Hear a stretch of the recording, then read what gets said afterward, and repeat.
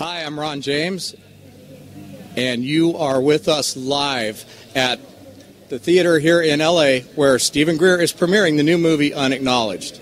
Now, this film has set a new record for the amount of money raised through crowdfunding for a documentary, and it only surpassed the record previously established by his last movie, Sirius, which broke the very same record. Congratulations on a milestone achievement, and it's wonderful to be back here. Good to see you. Thank you. So, Stephen, how does it feel? We were here together for Sirius, and we're here back again. Exactly 4 years ago. So 4 years ago, we started the film Sirius here and kicked it off. And this is going to be more exciting. The film, Unacknowledged, has already hit #1 on iTunes for the trailer and in the top 10 for pre-orders. Our goal is to disclose this information to a few 100 million people, and that's going to happen. So that's what we're here for. And I want to welcome some folks who are here. You want to come up? Sure. Yeah? So you introduce yourself. I'm Vincent Spano.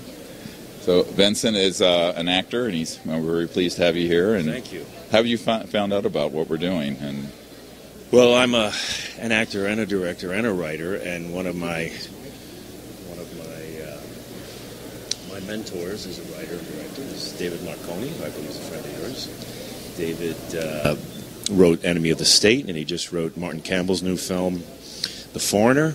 Right. He's always kept his ear to the ground on truth, whether it has to do with politics, government, money, all that good stuff. And The Foreigner is a terrific new film that's going to come out later this year. And I'm sure you've seen Enemy of the State. So I am what I believe like-minded. I remember when I was a kid, I waited online at the Ziegfeld to see Close Encounters of the Third Kind on the day it opened. Right. And then I pretended I lost my glove so I could see it twice in a row. I did the same thing. Yeah, okay, so you know. So I think I've always had a strong interest and belief, that we're not alone in no way, shape, or form. So what would you ask me about that interest of mine? Yeah, well, what are you wanting to discover from this film? I'm curious. Truth. Yeah, well, in an hour and 40 minutes, here's the thing about Unacknowledged. We distilled several thousand hours of top-secret military testimony, documents, and evidence into an hour and 40 minutes. Well, that's quite a task. And, so we have the filmmaker here, the director, has just arrived, so that's what we tried to do. And then there's a book by the same name that has much more information than the movie. So we'll give you... So when you leave, we'll give you a package of that. All right, that's awesome. Let me ask you this. How did you get access to that information? I've been working this with I was asked by friends of Bill Clinton to brief his first CIA director in 1993.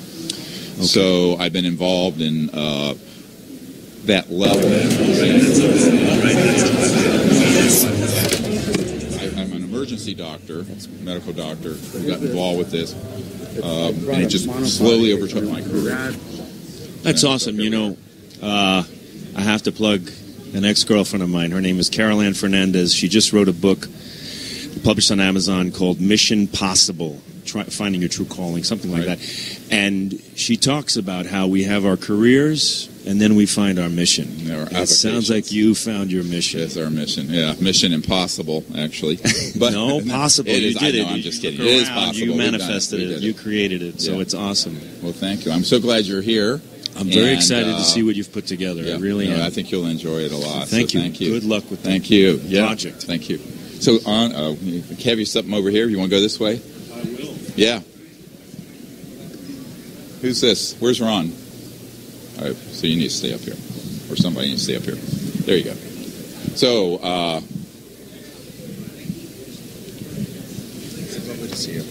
this is David Marconi. Those of you who have seen the movie Enemy of the State, was his project, a brilliant writer. We're going to collaborate on some things, and first time I think I talked to you, I said, I thought I was the enemy of the state. Opinions vary. I think many of us are. Here's this microphone for you, David. And Just for people who don't know David Marconi, I've had the pleasure of meeting him in the last few days. Brilliant writer, and we're going to be counting on you to do a great screenplay for something coming up in the future. I want to thank you for the work you've done. I believe in conspiracies. I don't even theories. I believe facts. Conspiracies are like dogs. One day you wake up and you notice them and they're everywhere. And the UFOs and free technology is one of the greatest conspiracies out there. And the fact that you're able to find these people and get them to go on tape and do what you're doing, to me, is an inspiration. And I'm touched by our relationship and to be able to meet you. And if we can come up with a great project that would somehow, elevate this in a kind of a Hollywood type film, reach a lot of people, it would be. It's about educating 7 billion people about something. Half the public know UFO and the government's hiding something. What they don't know is how they're doing it, why, and that's what this is about. Yeah. Well, I think it's. And the why is the hardest thing to answer. Yeah. But I want to thank you, and it's my pleasure. I think it's very, very important work that you're doing, and I'm very honored to be here tonight. I appreciate it. So if you want to ask a question? Is there a kind of a? I've got my own mic. Is there an underlying sense among people in the entertainment industry that you've noticed that kind of reflects an awakening to this topic? Because for a long time it was considered to be, something that was ridiculed, and more people in high-profile positions are coming out and saying, yes, I believe this to be true, and yes, I believe that things like this are going on. Have you noticed yourself that there's more acceptance among your peers? I'm talking from personal experience that I've witnessed things 3 or 4 times that, when I was growing up, when I was 7, 8, 9, 10, I used to build model airplanes. I knew what a jet airplane looked like. I knew what a prop airplane looked like. I knew what the Wright brothers airplane looked like because I built them all. And one day you're walking in from recess, and it's like you're like 8 years old, and you're with like 10 of your friends, and you look up and you see something, and it's not an airplane. And you're like, well, what's going on here? And it really affected me. And ever since then, as an individual, as a person, I became very curious about this entire subject matter, which eventually led me to Dr. Stephen Greer, because he is he's been compiling all of these people together and putting together a coherent message that people can somehow understand.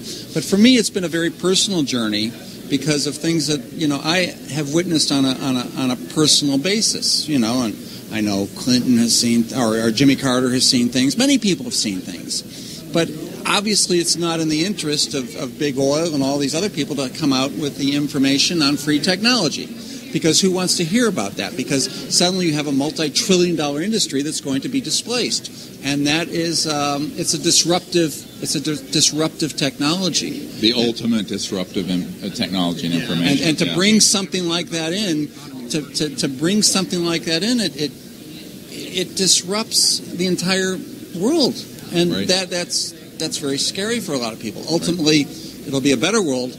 But it's not a world that won't come without growing pains and displacement and everything else. And you're what we call an experiencer. So there's people that believe, and there's people that have had something happen to them, whether it's an eyewitness event or an abduction event or anything along those lines where you actually went through something. See, what you don't know about that is a lot by using that word. So here's the thing. When this movie, what you're going to find out is that about things that are in the category of the usual UFO ghetto, like he just mentioned, those have been done by the counterintelligence community for 60 years. And these are one of the biggest, most shocking things in this. So I always tell people who've studied UFOs know the least about it because they don't understand how counterintelligence works. So part of this expose is to show people what's going on in the counterintelligence area that has brainwashed the public on this subject to make everyone docile and accept World War III that'd be interplanetary. Right. Well, we don't have to. So that's really, to me, that's the part of this that's the most important, because the only thing worse than keeping the secret is for it to be disclosed in a false way that leads to an interplanetary conflict. So I think that's one of the chief purposes of this film, is that I got a heads up about a year and a half ago that that's getting fast-tracked. where they would false flag some events to stampede the planet into what Douglas MacArthur said in 1955 when he said World War III will be interplanetary. So I think this is the biggest problem we're going to be facing over the next few years. Well, you have to keep fear of an outside threat. Yeah, I mean, we need a new enemy. If you want the herd to gather around the leader, you need fear of an outside threat. Right. And whether it's a false flag event that creates terrorism or whatever else you want, you have to keep the public in fear because that's how you keep them gathered around the leader. Well, that's how you control them. You know, and it's not just about UFOs. It's about, the selling of wars is as old as the history of mankind. Yeah. Ultimately, it's about control. Yeah. Yeah, the control of the populace. It's the same. It's the same story told over and over and over again. Well, thank you again. Oh, it was a pleasure. And really. Look, I can't wait to see the movie. I'm so the movie. glad. And look, there's we have some wonderful goodie things bag for you. Oh, wow. Yeah. Okay, I can't wait. You deserve it, man. You head this way. Thank you. I'll see you later. Very nice to talk to you. Nice to Thank meet you. you. So, Dr. Greer, can we talk a little bit about that false flag thing for just a moment? Hello. I'm Dr. Greer, and you're? I'm Gina Carano. So. This is going to be kind of funny. That's fun. What is your background? I'm a mixed martial artist. Used to do cage fighting for about 8 years. Mm-hmm. And then I moved over into action actress. Steven Soderbergh kind of discovered me from the movie Haywire in like 2005. Right. Yeah. Haywire? Yeah. That Do you guy? remember Well, that? yeah, I do. Just Awesome. move the camera. I can tell when you're lying. Were you in Fast and Furious? Or? Yeah, I was in Fast and Furious also. 6. Which one? 6. Yeah. Well, they're on Fast and Furious 81 now? Yeah, No, I'm just kidding. Yeah. It's going into, they're all getting spin-offs. Yeah. And I just get killed off. Yeah. Are you a fan of action movies? I like action movies that are based in actual events, which is the next thing we want to do. Right. Yeah. So what's your favorite action film? Well, I don't know. I would say I really liked Argo. Oh, yeah, that was Okay. amazing. Yeah.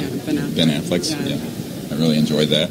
I liked Aaron Brockovich because it's a story of a ordinary person like myself. I'm a country doctor from North Carolina originally, taking on the national security state. Yeah. And she was taking on PG&E, I believe it was. Very similar storylines. If you look at Aaron Brockovich and you see what happened with the corporate death threats and all this stuff, it's very similar to this subject. Oh, interesting. Yeah. So And that was based on a true story. So if it's based on a true story, I find it more interesting than fiction, personally. So the director who did Aaron Brockovich is the one that broke my career, into so. Oh, wonderful! Cool. He did Haywire, so it's interesting that you brought that up.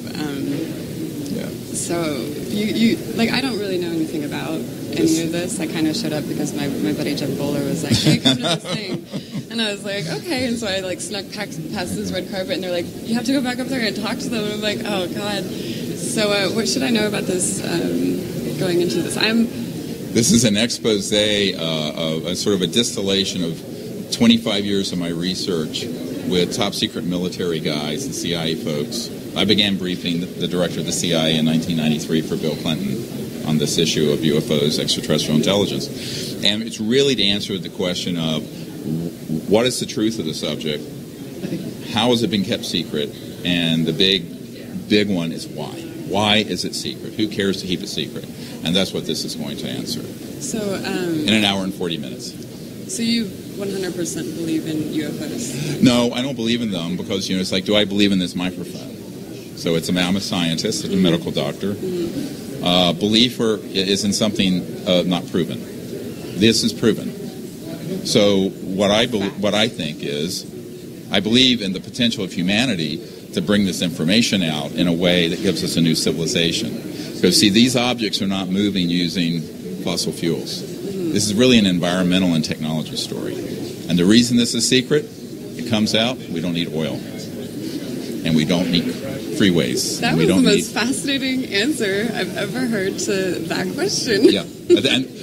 And actually, this is exactly the question that was asked of me by the CIA director and the head of the Defense Intelligence Agency and the Senate Intelligence Committee.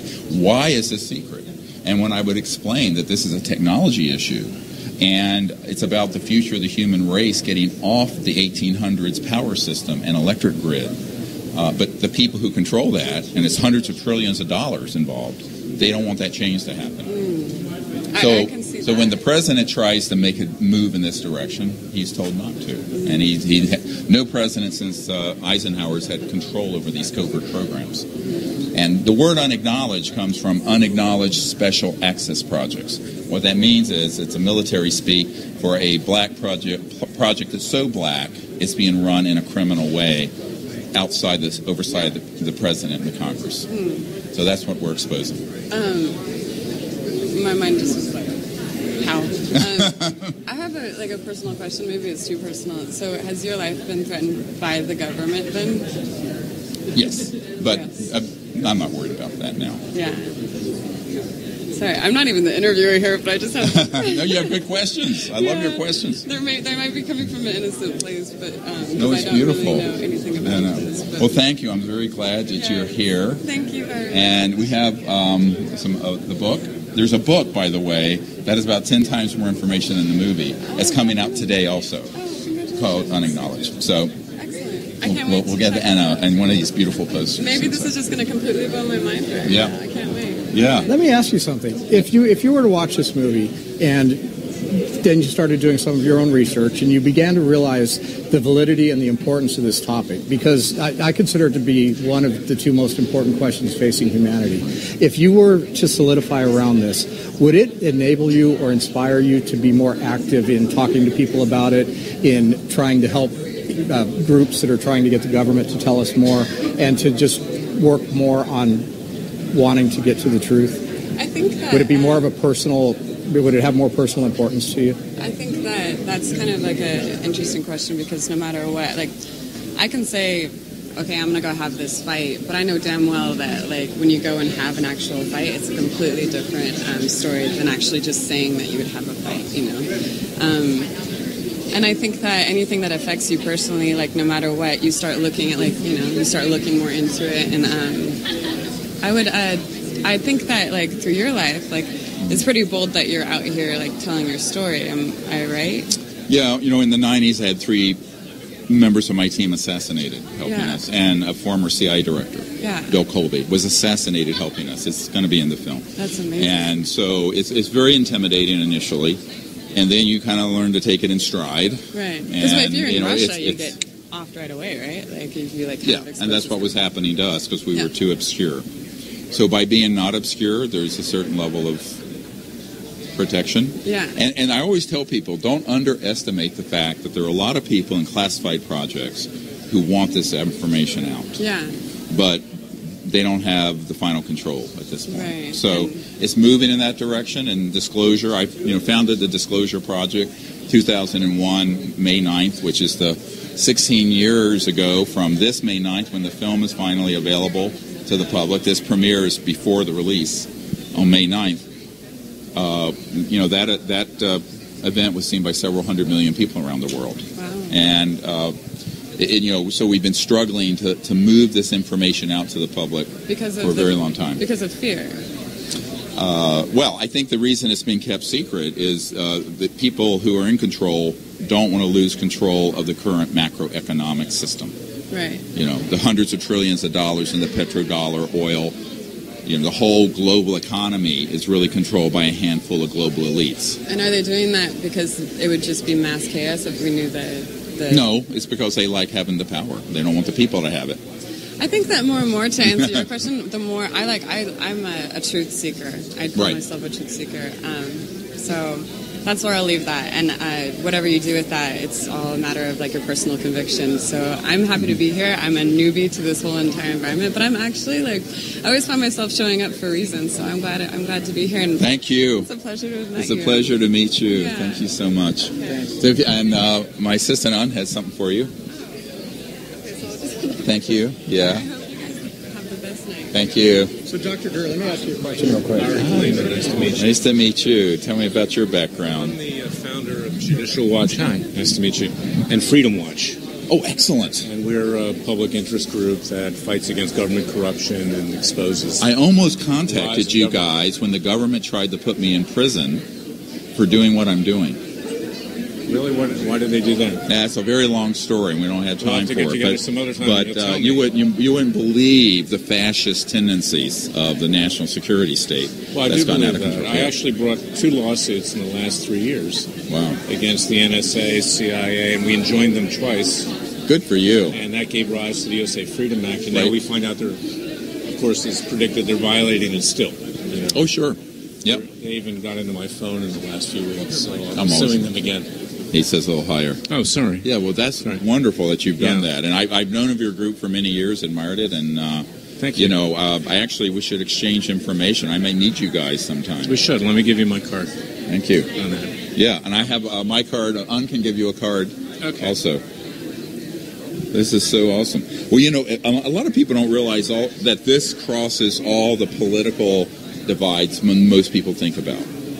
It This does. secrecy, because Eisenhower was a Republican who coined the term "beware the military-industrial complex." Right.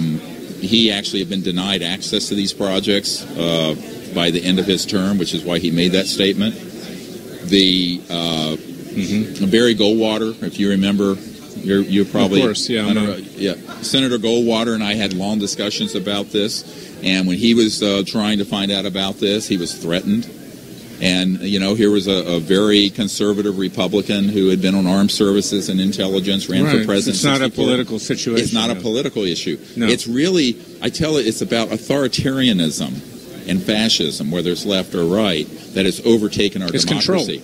And our democracy is being run amok. They don't want to admit there may be another force out there that challenges them, you see, ultimately.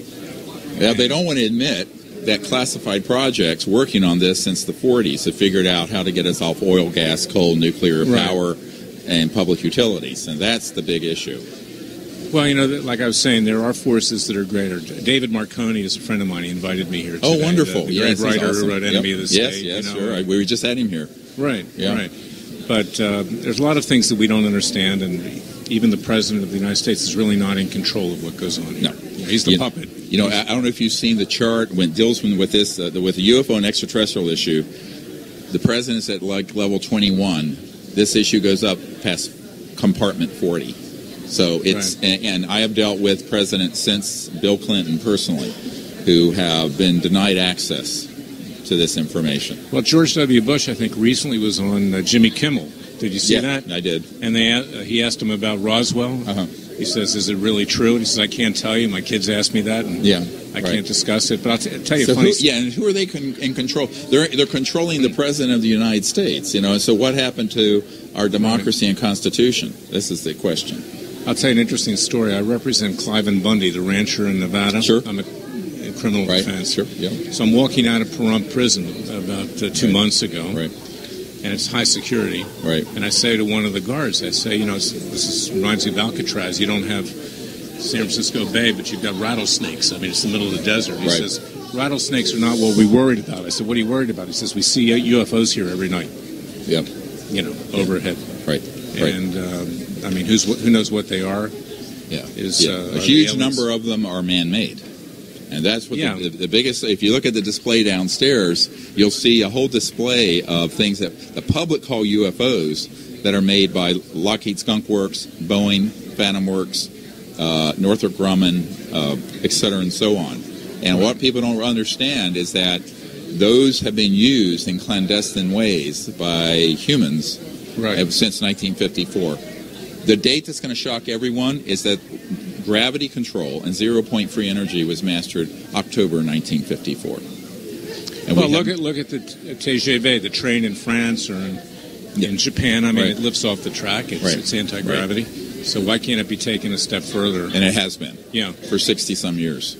Well, and David Marconi believes, our mutual friend, that there's an alternative space program, which kind of makes sense, because what have we really done since the early 60s? We haven't really progressed that much in terms of what the public knows. And we're still using rockets from Wernher von Braun in 1940s, right? Right.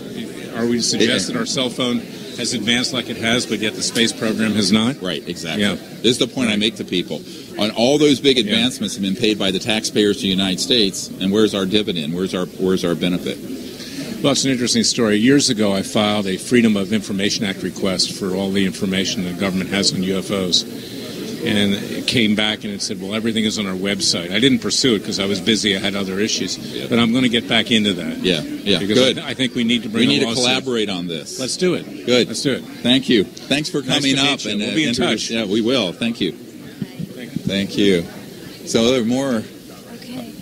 Hi, nice to see you. Oh. Hi. God bless you. Oh, you're my thoughts and prayers. Thank you. Thank you. It'll happen. We'll get it done. Yeah. Carmel McGuire, Jerry. Where's Jerry? They're awesome people who are on our team and near Santa Barbara. Ojai. Nice. Ojai. Close enough. Oh, thanks. Emily's talking downstairs. And she's We're on the live stream here. Okay. So we just want to say... You want to say a couple words? This has been going on for a long time, and it's finally happened. We are thrilled. We drove in from Ojai to see this great man, a personal friend, and one of the dearest, most knowledgeable people that I have ever met. Jerry? I can't add to that. I agree with everything you said. Thank you, guys. Thank you for being here. First contact experience with Steve. Yes. Yeah. Amazing, unforgettable experience. And we're with him for the long haul. Absolutely. Have a fabulous evening tonight. God Thank bless. you. Thanks so much. Hey. Keep me in your prayers. Hope to see you at the party after, if you can make it, if you feel up to it. Who's next?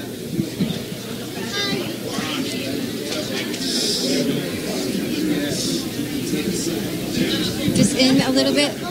So we're going to move in just a little bit more. I don't know if you remember because how could you? But just a little bit this way. Thank you. Oh, there's a hole here. There we go. Oh no, I just wanted to say. Well, thank you. So tell us who you are and how you're up here. And Kathleen Higgins, and I've met you before, and I came from Florida. All right. Thank you for coming. And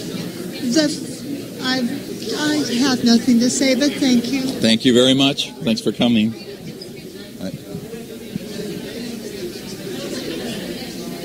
She just told me to go this way. He just wanted him this way, so yeah.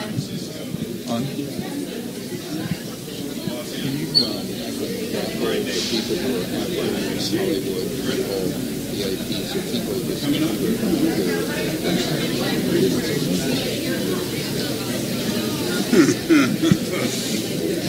Who is this gentleman? We have Jimmy Church here with us. How are you, man? Nice to see you.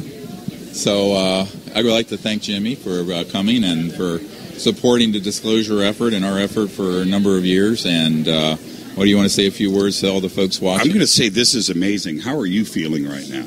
Oh, great. I was just, trying to keep body and soul together. Been out here since Thursday and meeting with some of the most amazing people in L.A. and support is building around disclosure. And do you think, let me ask you directly, do you think something is about to break? We feel the tension. We feel something dramatic. There's so many things coming out from NASA every week about new exoplanets and fast radio burst and now Enceladus and Europa. It's always a month-to-month announcement about the discovery of something. Do you think it's their way of getting us acclimated? I think it's been going on for 60, 70 years, but it's picking up the pace. But my concern is that I wrote a paper back some years ago called When Disclosure Serves Secrecy. And so there are two kinds of disclosures that can happen. A disclosure that moves our civilization forward, or one that presents a threat from outer space that submerges our entire world into this sort of energy of the post-9/11 hysteria. And so my concern is the latter is what they're doing. Right. The latter is what's being ramped up. And this is being evidenced by the amount of xenophobic and terrifying information that's part of the counterintelligence disinformation being pushed out to the public. And one of the exciting things about this movie is that we have an Air Force counterintelligence officer going on the record about the government controlling the media on this. You think they're out there right now? And hoaxing hoaxing things like abductions and what have you. So I think that what people have to understand is who benefits from the fear. The same devils who have been controlling the planet for decades, if not centuries, around war and conflict. So I think that what I feel is that we have to decide as a people, do we want a disclosure that benefits humanity and that is truthful, or are we going to run scared with a disclosure that's controlled by the national security state that would like to see endless war? And I think this is the choice of our generation. What about this kind of support from Hollywood, Sony, Orchard, behind a film like this for the first time that I could think of, where it's been this dramatic and this forward? That certainly has to say an awful lot. Yeah, and from even other quarters that I'm not permitted to talk about yet, but in a few months the world will know about. So this information in this film has potential to reach more than 100 million people within the next 4 months. So the exciting thing about that is that people are realizing that it's time for the truth to come out, and also it should be the full truth, not a half truth. And the full truth is that a huge percentage of the information that's out there on the internet on this subject is counterintelligence disinformation designed to scare people. And as Werner von Braun, the man who invented the rocket for Adolf Hitler, said on his deathbed, basically they want to be able to create a threat from outer space that is completely a hoax. And so our concern, and the reason I rushed to get this movie finished in 12 months, is I'm getting intelligence and information that is being accelerated. So it's kind of a race between the folks who want the truth out in a way that would benefit Earth and the human race, and people who want to pop a surprise on the planet that would sink us into something much worse than the aftermath of 9/11. And I think that's really what we're up against. What does this say to you? This kind of response, downstairs it's a madhouse, right? It's I haven't been there in a while. Well, it took me a while to get up here. Let me just say that. Yeah. So, and what does that say to you? I mean, everybody is using the D word daily, disclosure. Disclosure, yeah. Well, what it says to me, and we have so many great media groups ranging from Huffington Post to Associated Press to Breitbart News coming forward wanting to get this information. To me, it says that we've reached a critical sort of mass of people interested in the subject who knows that it's real and it's time to bring it out. And to me, that's very good news, very exciting news. At the same time, we have to be prepared for that being hijacked and taken over by people who have an agenda that would serve the purpose of the secrecy. The purpose of the secrecy to this date is to keep the technology secret and to hold that card back, to play the threat card from outer space at the right time. And then Werner Braun said that in the early to mid 70s, and 40-some years ago. Right. So the question is, can we find people of goodwill who can understand the nuance of this issue? Obviously, the majority of Americans think UFOs are real and the government's hiding something.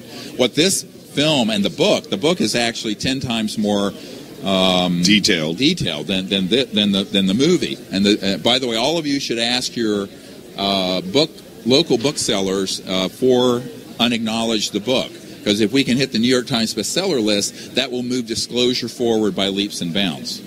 Well, I'm going to you've got tons of people that want to jump in here. Yes. I will say this to everybody out there. Stephen will be on with us on Coast to Coast in about 2 weeks. He hasn't formally accepted, but he will now because we're streaming live to the world. And so there you go. Stephen, congratulations. Thank you. From all of us. Thanks for coming and your help. I appreciate it. And we'll see you tonight after the Thank you. After the show. Thank you so much. Thank you. Who's next? All right. Hi. Oh, you want? Oh, okay. Who's next? Okay. Those are signed. Thank you. You know what? Okay. Oh, good. Great. I need it. I got kind of burned. Hi. Hi. Nice to meet you. Nice to meet you. I'm Dr. Sarkisian. What's your name? Arthur Sarkisian. Nice to meet you. I'm a producer. I produce the Rush Hour movies. Oh, Rush Hour. Yeah, that's what we were in today. Right. And I've been working with David Marconi on a new one, and I'm very interested in your subject matter. Wonderful. I'm very, very interested in UFOs and new technologies, and I just love to be here, and I wanted to see your show. Maybe you can help us with the next project. Absolutely, why not? I would love to. That would be wonderful. I appreciate you being here. Nice to meet you. Thank you so much. Bye. Thanks for coming. Hi. Hi, Steve. Hi, how are you? It's good to see you. How are you? Good. Susan Manowich from New Energy Movement. Yes, how are you doing? I'm doing great. How are you feeling this evening? Good. It's a pleasure to see you again. Nice to see you. I first met you Friday, I think. Yes. Well, actually, I met you before a couple years ago. Oh, I'm sorry. No, that's okay. But it was a lovely dinner. So one of the questions, I have two questions. Okay. All right. The first question is, I have talked to a number of people that have been positively impacted by your events that you have, the CE5 events. Yeah, the Close Encounters of the Fifth Kind event. Yeah, Yes. That's the next one that's coming out. I look forward to seeing that one. I just dropped a little hint. in progress of happening. What can you tell me from all the different experiences that you've had with running these different groups and participating with them? What do you think are some of the biggest impacts that have happened with these people? Because I know people see ships and they see beings, but what has transpired with them? You know, there's the phenomenon that people see when we go out and have a close encounter of the fifth kind, which is a human-initiated contact. And we have Dr. J. Allen Hynek's son here somewhere. I don't know if he's on the red carpet. It kind of ended there. Close encounter of the fifth kind is when humans initiate peaceful contact with these civilizations, bypassing the national security state. The big message is that when people realize that any person can do that, if they understand the science of consciousness, of the physics of interstellar travel, of the fact that interstellar civilizations have technologies that are way beyond our iPhones and Androids, that interface directly from consciousness and thought to electromagnetic fields. And that when we're out under the stars doing this together, and that becomes demonstrably true to 30 people who are seeing it all at once, a paradigm shift happens, a consciousness opens where they realize that the world isn't what we've been told it is, that the world is a multi-dimensional universe, and that these civilizations are passing through other dimensions, getting here from point A to B, but that all of that is recapitulated or folded within every human being. And so the potentiation that humanity has to experience that and make that happen is folded in every single human being. And that is the ultimate disclosure, is every human understanding that and saying the government can't control 7 billion people who awaken to the fact that we're children of Earth and we can make contact and there's nothing they can do about it. Right. So I think it's very empowering. Very empowering. On a personal level, I would say people have experiences in a week expedition like that who have been involved in studying this issue that exceeds 20 years of their prior experience. Right. It's very intense. Right. And it's also a jump in their understanding of how maybe what their function is on the planet and what they can do also. And also the complexity of it, because when we'll have one of these events happen, we'll have an ET craft come in, and within seconds there are helicopters, jets flown in that are military trying to suppress that event from happening. Right. So it's a very dramatic thing for an average person to come out and see. It's not at all frightening, at least not to me. Of course, I'm an emergency doctor, so people come in with Tech 9s and 10s trying to blow your head off. So, I mean, but I think that for people who come and realize that human beings are actually equal to any civilization out there, but we haven't realized that potential. Right. And so it's about self-actualization, self-realization. And most people wouldn't think of that when they think of UFOs and ETs. But ultimately, that is what happens to people inside. Right. It's about their growth. Yeah, their growth. Absolutely. Yeah, it's a huge growth. One last question. I don't want to hold things up too much. Yeah. So you and I are in a similar arena with working to get new energy technology out. Yes. what do you think that you've seen change in the last couple of years that you feel is encouraging and inspiring to try to get this out? Well, I think the biggest is that there are more and more people realizing that this is all true and not mythological. And then once you ask the question, if the UFOs are real, how are they moving around? And they're not using rockets, and they're not using Jet A fuel. So it's opening up the question of why are we still using old fossil fuels and even nuclear power that's 100 and some to 70 years old when we've had these other technologies that are in classified unacknowledged special access projects. So for me, I think people are beginning to realize that our biggest problem is secrecy. And I want to point out to everyone listening at home, in the book, and I think it's in the film as well, that you'll see beginning May 9th, if you're not here personally, it's the date of the release of the film. The first director of the CIA said that the secrecy related to UFOs is a threat to the national security, not the UFOs. Eisenhower warned of the same thing. But this was explicitly in a letter in I believe it was 60 or 61 to Congress. And it was actually published in the New York Times, where the very first CIA director was very upset that the uncontrolled black projects dealing with this issue that were sitting on zero-point energy, anti-gravity, free energy, and that this is actually criminal, but it's threatening the national security and now world security. And so this is a very important point. And the reason I think more and more military and defense contractor people have come forward is that they realize they've been part of a system that is in the process of destroying the planet. Right, and they have grandchildren and children. And they have children and grandchildren like I have 4 children, 8 grandchildren. Terrifying thought, huh? So, but thank you again. Right. We have some other folks. Thank you so much. Thanks for coming. And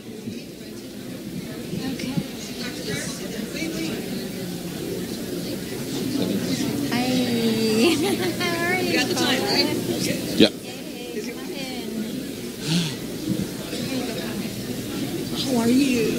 Hey, there's someone there I want to have come up. Come up. Right? Yes. I've been crying ever since I signed I know. Okay, so we have a very special guest here, Paula Harris, who's helped me since the early 90s, and J. Allen Hynek's son is here. J. Allen Hynek was head of Project Blue Book for the Air Force, and then started the Center for UFO Studies. He came out with the fact that these were most likely interplanetary vehicles. He understood the interdimensional aspect of it and many other things, and admitted that the Project Blue Book was sort of window dressing. So we're very honored to have both of you here because you interviewed his father. Actually, I worked with his dad for 6 years. He's the one that got me. He's the one that got me involved in ufology. Right. If it wasn't for his father and the fact that I spoke Italian, I wouldn't be standing here. So what do you remember from your dad? Well, I grew up.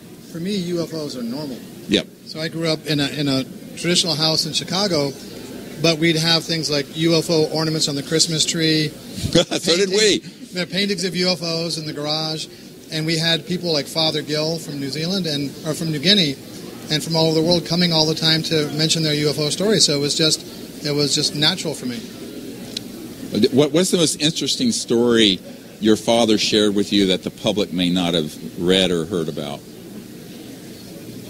Well, I don't know. If my father didn't share it, I don't know if I should. But I'll tell you, my favorite story as a kid was with Father Gill. When he came over he had a famous sighting in Papua New Guinea. Yep, I know that case. UFO witnesses run the gamut from highly credible and corroborated to somewhat more sensationalistic, as I'm sure you know. Sure. And Father Gill was an Anglican priest in New Guinea who had an experience, and he came to Chicago for an ecumenical conference, not to discuss UFOs, but he came and my father invited him over, and he talked about how he had seen in the company of 500 New Guineans a craft about 500 feet in the air. Right. And a lot of commotion, and then he waved and he saw a creature come out on the ship and wave back. Right. A CE-5. Yes. And at that point, he went back in, I think it was for, I forget which prayers of the day, but he went inside for prayers, Vespers. And he was roundly criticized for that, but the oath that he took wasn't that I will do Vespers every day unless I see a UFO. that was his routine. And so he's telling a story, and it wasn't the most sensationalistic story I've ever heard. There wasn't an abduction. There wasn't that kind of interaction. But he was so low-key and just answering the questions he was asked. Right. Very clearly possessed of all his faculties. And matter of fact, yeah. And matter of fact, and also very comfortable in his own skin. Right. And there were 500 other people that saw it. And I believe some radar corroborations from the other side of the country. So for me, it was one of the most compelling testimonies I'd ever heard. Right. Yes. And that was just dinner. That's wonderful. Monsignor Balducci. So Yes, Monsignor Balducci, yes, absolutely, at the Vatican. At the Vatican. Paula Harris set up that interview and meeting, and one of the things that was interesting, I don't know if you remember this, but when we were off camera, Monsignor Balducci was a senior theologian to Pope John Paul, etc. We were on the balcony, and he says, I could not be giving you this interview unless Papa, meaning the Pope, wanted me to. Right, exactly. Yeah, so there's a lot of support for disclosure in places that are quite surprising. Yes. Yeah. Thank you. And thank you for being here. I appreciate it. It's a pleasure Thank you. to work with you. You're an angel. She's an angel. Without her, we wouldn't have gotten this far at all. Jan. So good to see you. I'm very pleased to have the International Director of MUFON, the Mutual UFO Network, here. And he has been an enormously great support person and friend and has done tremendous work. We've known each other for at least 20-some years. Over 20 years, yes. Yeah, Exactly. yeah. So what do you think? How are we doing? It looks beautiful. I can't hope for a very fantastic premiere tonight. So thank you for inviting me. Yeah, well, thank you. And I'll tell you that Jan Harzan is one of the people that in this field that he's going to do what he says he's going to do, and I very much appreciate that. And he's a enormously great man with tremendous integrity, and MUFON is lucky to have you. Thank you. Yeah, thank you. Well, we're all in this together, so let's make it a laugh. You may not know that when I first had the idea to start the Center for the Study of Extraterrestrial Intelligence and then the Disclosure Project in 1990. Now, I'm dating myself. This is 27 years ago. Right. I didn't know what to do or what to so I found out about this thing called MUFON and went to the 1990 MUFON International Symposium, which I believe was in Gulf Breeze or near there because of all the sightings in the Gulf Breeze, Florida area. And that was my very first event. Now, of course, nobody knew who I was, of course, but which was just as well. It was nicer then. I had more fun. But that was my very first event that I ever went to. Yeah. Well, if you remember, back in the early 90s, when you started the whole Disclosure Project, it was called Project Starlight. Correct. And at the time we met, I was living on a street called Starlight Circle. I remember. I was at your home. Yeah. Anyway, congratulations and have a great Thank you. I appreciate it. Watching the film. Thanks for coming. Appreciate it. Right. Wonderful. All right. Who else we have out there?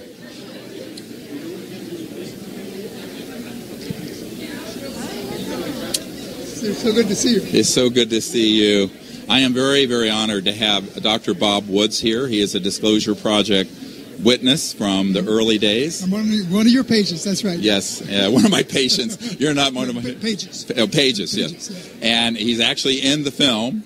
And why don't you tell them what you did, what happened at McDonnell Douglas when you were with the Condon Committee, just briefly. Okay. Yeah, years ago, my boss asked me, what should we tell the Air Force how to get to orbit and back 10 years from now? So I told him, why don't we tell them how the UFOs do it? So he said, go ahead and work on that. And so I read 50 books. And your boss was Old Man McDonald, right? He was ultimately, yeah. Yeah, of McDonnell Douglas. Yeah, that's right. So we wound up getting $500,000 to actually study that project in 1969.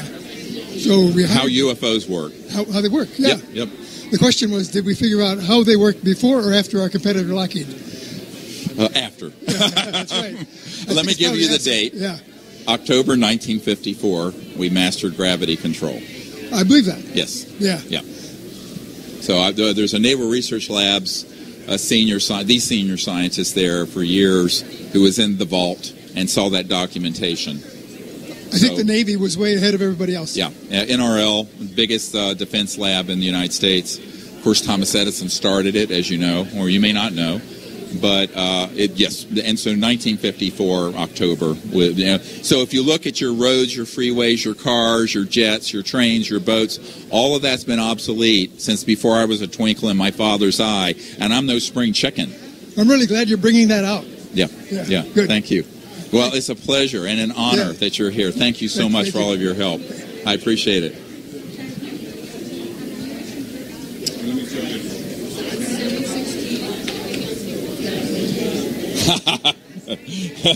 Okay, we've got a sign cap here. I'm not going to put it on, but there you go. Thank you. You want to here, take the mic.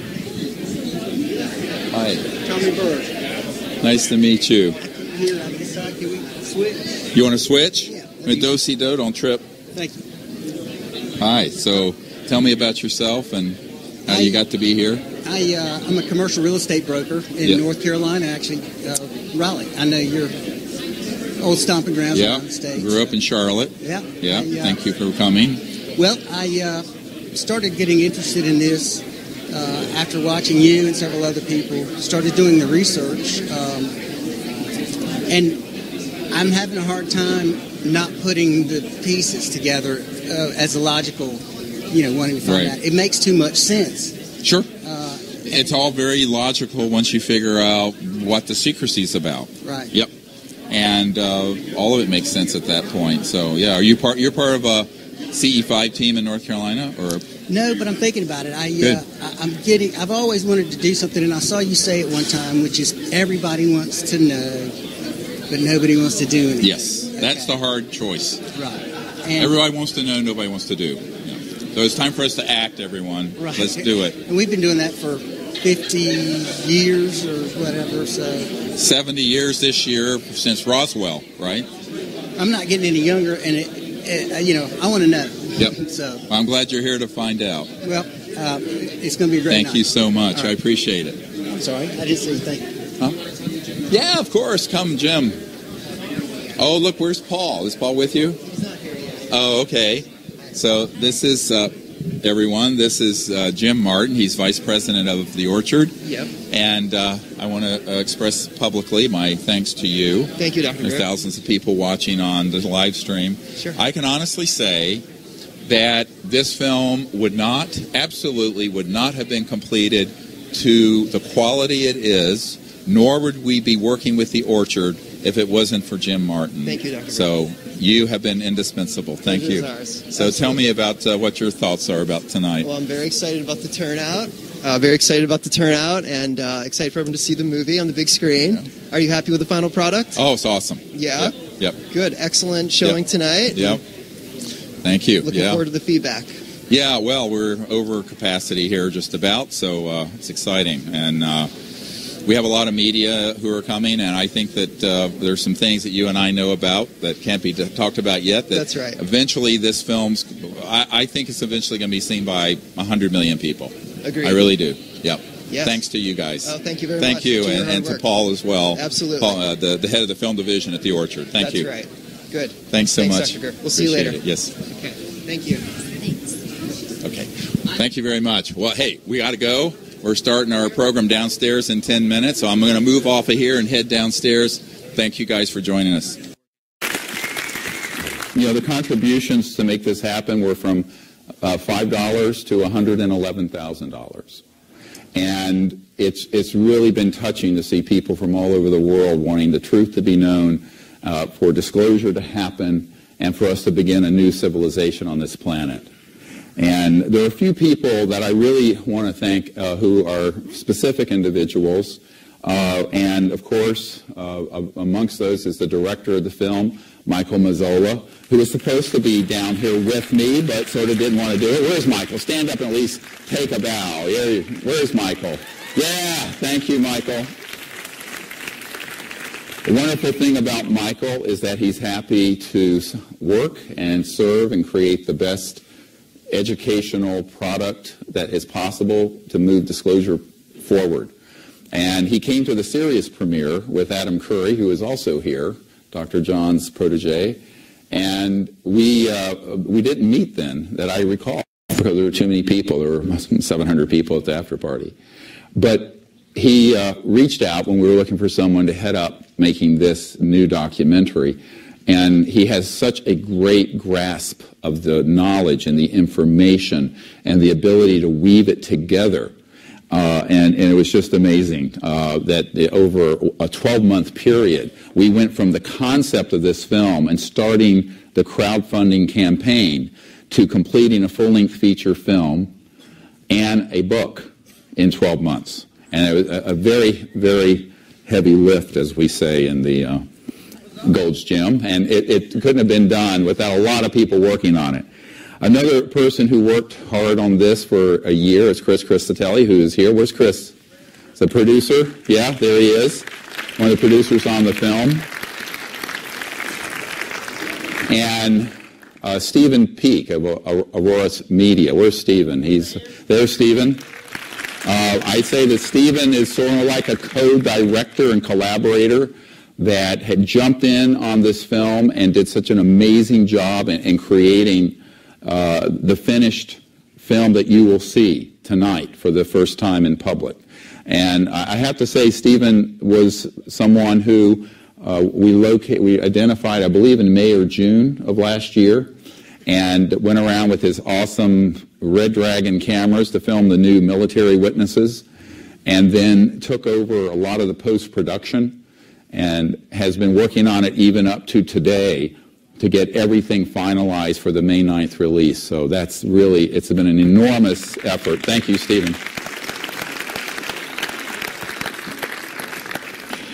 I want to also thank specifically, and I'm not going to name all of them, but there are a few of them here, the military and corporate government witnesses who have had the courage to come forward and speak the truth.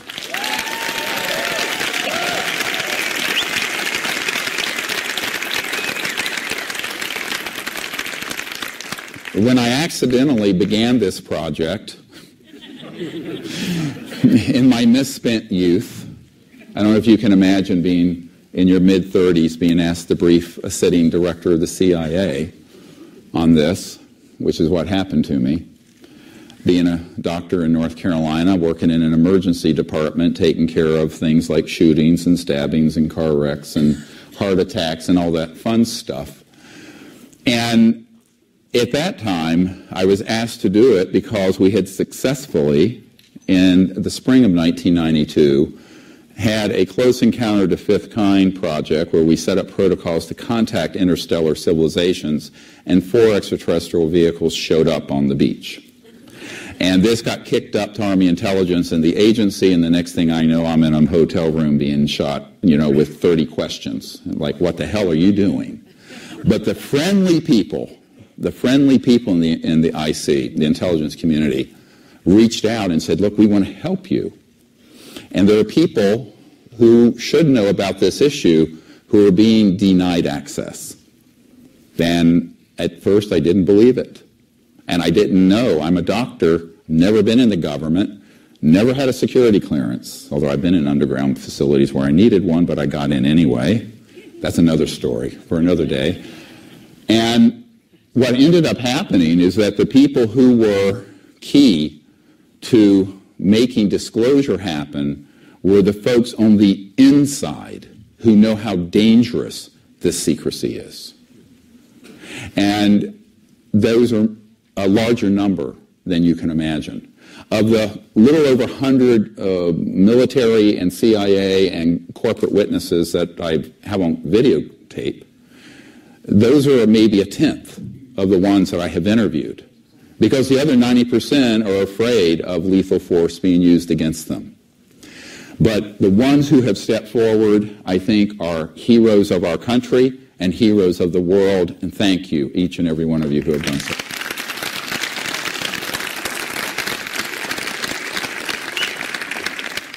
I really also want to thank, this film is being distributed digitally by The Orchard, and a big shout out to Paul Davidson, who is the head of the film division for The Orchard, and in particular, Jim Martin. Jim Martin and Paul Davidson, if you're here, stand up and just say hi. Everyone needs to know you guys are the movers and shakers making this happen for the whole world. And I think that through the efforts that the Orchard has launched, there are millions and perhaps tens of millions and very possibly hundreds of millions of people who will know the truth. They are doing an amazing job. And also Julie Adansker, who is their marketing pro. Thank you very much for your great efforts. I want to say a little thing about Jim Martin.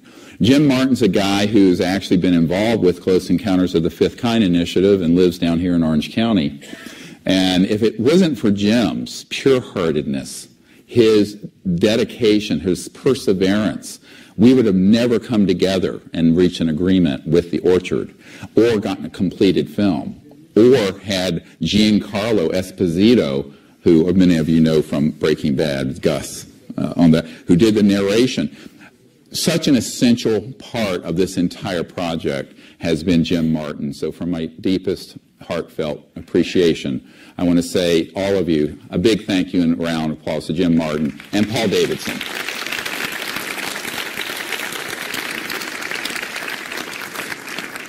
Now, I also want to thank Linda Martouche, who is a volunteer. Believe it or not, this whole production this weekend is being done by volunteers. So we have no paid staff. We still have no pay. I mean, the production was, but Linda Martouche and the 18 volunteers have made all of this happen, and so beautifully. So thank you, Linda, wherever you are, for your work. She's been working for months on this. Now, I think the most important person to thank is someone that nobody knows about, and that's my wife, Emily. God bless you.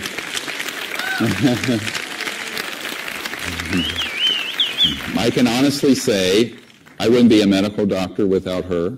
I wouldn't have 4 children without her, certainly. Or 8 grandchildren. Scary idea that I have 8 grandchildren.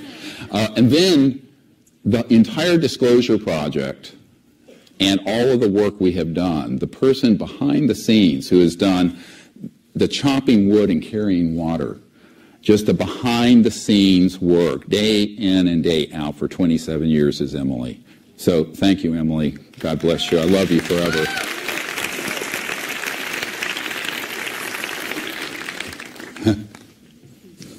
Come on in. We're going to have, by the way, our 38th anniversary in August.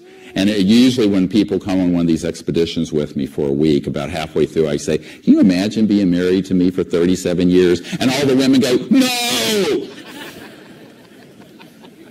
It's kind of like drinking from a fire hose. Anyway, it's like a really intense project. This project is a labor of love for all of us. I also want to thank Steve Alton, who is the co-author of the book Unacknowledged. Now, we're here for the movie premiere, but this is also the book premiere. All right? So here's how all of you concerned with disclosure can move it forward. Go home tonight. Tomorrow, call your bookstore, Barnes & Noble, whoever it is, and ask them to order this for you. Get a copy downstairs first. But ask them to order it for you. And because if enough people do that and it hits the New York Times bestseller list in the next month, that will open up so many media avenues into the expose that's in the book. And the book, by the way, has about 10 times as much data, information, cases as the movie. So I really recommend that folks, get it, but also, call people. And Steve Alton was the co-author and editor for it, a great guy who did a tremendous job at making it very readable. Because, all of my books I did on my own were like 600 pages. And I don't know how readable. But this is like 326 pages, reads really well, put together well, very professional. Because, I'm not a professional writer, he is. And so I think you're going to enjoy this book if you're aware of the others, and I recommend that you do that. But please help us by spreading the word. And those of you who are thousands of people listening right now on live stream, please go tomorrow and ask your bookstores to order this for you, and that will really have a huge effect. Now, I want to just say a few words. First, before I forget, please turn off your cell phones. Everybody? All right? At least mute them. Thanks. Don't have to be in airplane mode, but no ringers, please. I think that most folks don't understand how deep the secrecy goes on this issue. And the unacknowledged name for this movie comes from the first word of unacknowledged special access projects.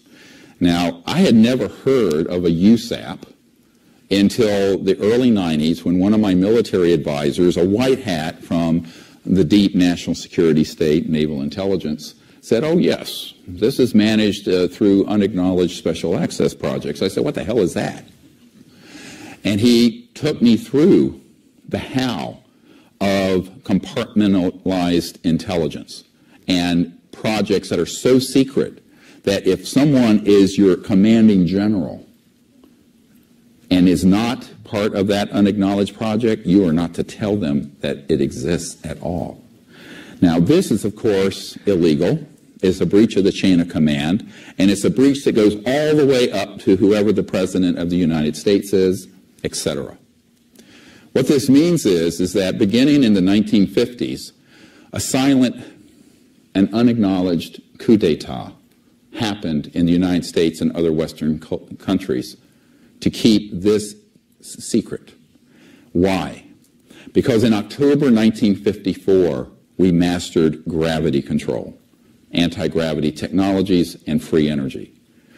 Since 1954, therefore, we have not needed oil, gas, coal, nuclear power, utilities, surface streets, rockets, jet engines, etc. It's a multi-hundred trillion dollar issue. And the secrecy, as the first CIA director, Admiral Roscoe Hillenkoetter, stated in a letter to Congress in the early 1960s, is the secrecy is a threat to the national security. Most people think, oh, well, if you look at Star Wars or half the UFO conferences or the internet, the aliens are a threat to the national security. No, the secrecy is a threat to the national security. And this, in the penmanship and letter and signed by the head of the CIA, the first head of the CIA, that's in this film and in the book. In 1955, October, I was about 4 months old. I was born in June of 1955. General Douglas MacArthur said that basically World War III will be interplanetary. Now, this is an uncontested comment. So since the early and mid-50s, there has been a cabal, a covert group, that has kept this secret for a few key reasons. And the why of the secrecy is the thing that is most disturbing, but most promising. And part of it is the inertia of secrecy, because this is a bigger scandal than 1,000 Watergates, by far. And certainly 1,000 times more scandalous than the Monica Lewinsky episode that we heard about for years and years.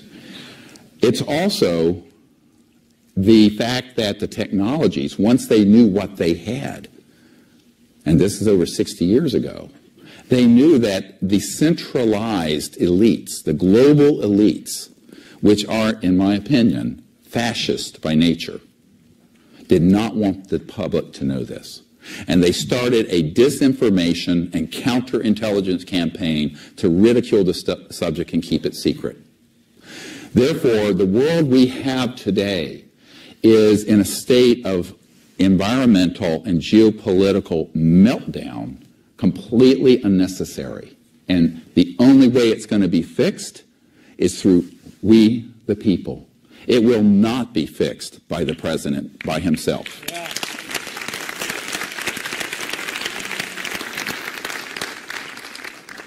And therefore, this is a call to action, this movie. It's not made for those of you who already know something about UFOs, actually. It's made for the other 7 billion people who are our brothers and sisters on this planet, who suspect there may be something going on, but they do not know why it's secret and how it's been kept secret. Because if you were to ask 100 people on the street, maybe there'd be one, and I doubt it, who would know about what an unacknowledged special access project is, and that those projects run in a subterranean way, literally and metaphorically. so that the leaders that we elect and appoint can't control them. The other thing to remember is that, having been involved with the level of presidential briefings since 1993, a president may be read into or briefed on the subject, but it doesn't mean he has access control. Don't confuse knowing about it and controlling it. Because here's what happens. They find out about it, they want to move forward with getting the information out, and they're told, no, sir. It doesn't matter, it's the commander-in-chief. This is a serious problem because it makes a mockery of our democracy. The other problem is the fact that the fourth estate, the media, has been corrupted on this issue. And for the first time, we have an Air Force counterintelligence officer who is responsible for disinformation admitting in this book and in this film that bags of cash have been carried to senior people in the media, locally and nationally, to secure their cooperation with secrecy. We have a CIA document that states it, and we have a constitutional attorney who saw documentation that way back during the Pentagon Papers era, he saw documentation that there were 42 people on the payroll of the CIA in senior positions of the major media in the United States to control the media. This is not a conspiracy theory, but anyone who's concerned about freedom, democracy, and the future of our planet should be quite concerned by this. But I don't want to leave people with all that. That's part of the story. The bigger part of the story is that we have a choice to make, and it's the choice of a millennium. We can choose to go into the future with the status quo prevailing, or wait for the government to do disclosure, which will be a false disclosure and will be designed to scare the hell out of the public. This Air Force intelligence officer admits that he knew personally of the military staging abductions for their psychological warfare value. This goes very deep. And we are all vulnerable to it. Look what happened after 9/11, where we stampeded into this disaster known as the Iraq War. And now we have ISIS. We have to be smarter than this. But it's going to take all of us working together. And we desperately need your help and support. Because on the one hand, you have a future, it's like the Hopi prophecy, where the line terminates. And our civilization is in peril and existential risk. On the other line is that we go up and we become interstellar ourselves. We have to make that choice. There's no other generations left to make it. We're out of time. Because the Earth is not going to wait another 100 or 70 years, like it's been 70 years since Roswell. So we have to make this choice, and we can and we must. Because when this is disclosed properly, we are going to have a world that in a generation, there will be no poverty. There will be no pollution of any type. Water, air, land.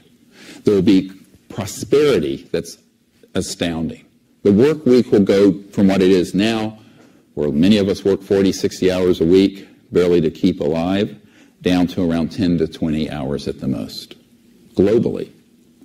This will happen in one generation. So it's the biggest change in the history of the world, and it has to happen. And why not? Because with zero-point free energy and these technologies coming out, we can have a world of our dreams. And this is not a utopia. This is doable, absolutely, today. It could have been done a year before I was born. So to our children and our grandchildren and our children's children's children's children, we owe them this good future.